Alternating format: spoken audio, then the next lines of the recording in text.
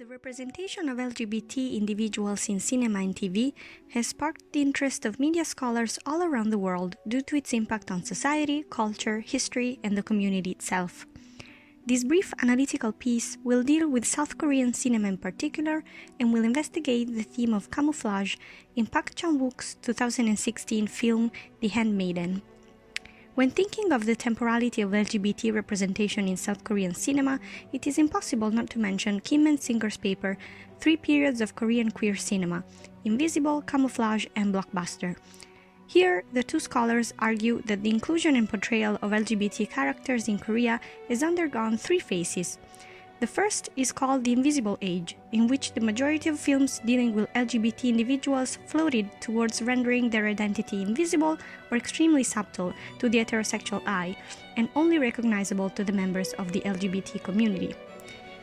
Then we have the Camouflage Age, which emerged with the more liberal outlook of the Democratic Party and from the ashes of the previous phase, as the era of hesitancy and translation of LGBT experiences to the realm of fantasy and horror.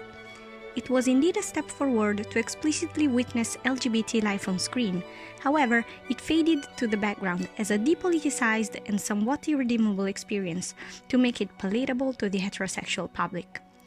Lastly, we have the Blockbuster Age, which saw its origins in the rising discourse on the LGBT community in society, as well as the immense success of films as The King and the Clown, that delivered a homosexual relationship to the mainstream audience.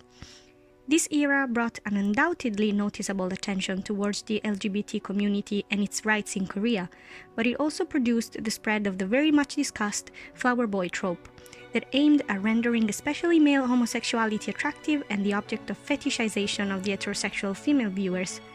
by beautifying it through the employment of very good-looking actors. Films then became a space to critique both hetero and homonormative assimilation to mainstream society and to negotiate identity in relationship to social norms to be explored and problematized. The Handmaiden specifically can be considered a reworking of the camouflage theme within Korean cinema. Drawn from Sarah Waters' historical crime novel The Fingersmith, this film situates the character of Lady Hideko and Suki within the intricacies of a thriller narrative and their lesbian relationship in the fragmented structure of such story, which is divided in 3 different chapters, each of which portrays a different perspective on the plot.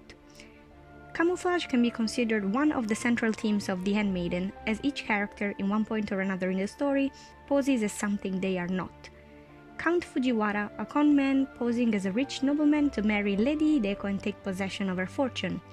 Lady Hideko taking on different roles in the story, from victim to villain, until she becomes the Shiro alongside with her maid and then equal and lover Suki, who starts as a part of the swindle against Lady Hideko and then becomes her ally and companion to bring down the Count.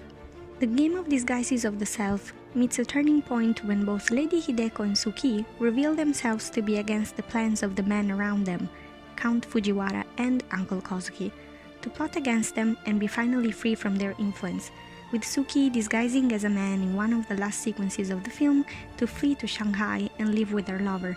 both of them never to be reduced to objects of male desire and greed again. Within this framework, it is possible to witness another reworking of cinematic conventions in relationship to LGBT characters. The homosexual relationship between the protagonists is not at all presented as a catalyst for a human experience beyond redemption, but as a driving force of female liberation. In the powerful books scene, Suki and Lady Hideko finally decide to destroy Uncle Kozuki's prized collection of pornographic books, signaling the final stage in the story that sees the two women not only as lovers but also as active opposers of the patriarchy that Uncle Kozuki and Count Fujiwara represent. Lesbian love is also portrayed as an equalizing force, weaved within the narrative to enrich a poignant commentary on the historically charged relationship between social classes, as Lady Hideko is a noblewoman whereas Suki is a pickpocketer who then become equals, and ultimately also between Japan and Korea, as this film is set in the 1930s, when Korea was under the Japanese occupation. Moreover, The Handmaiden itself constitutes the framework for a wider camouflage game, as the spectator takes on different disguises as the story gets fractured in segments and the points of view change, from Suki's to Lady Hideko's and to both of the lovers.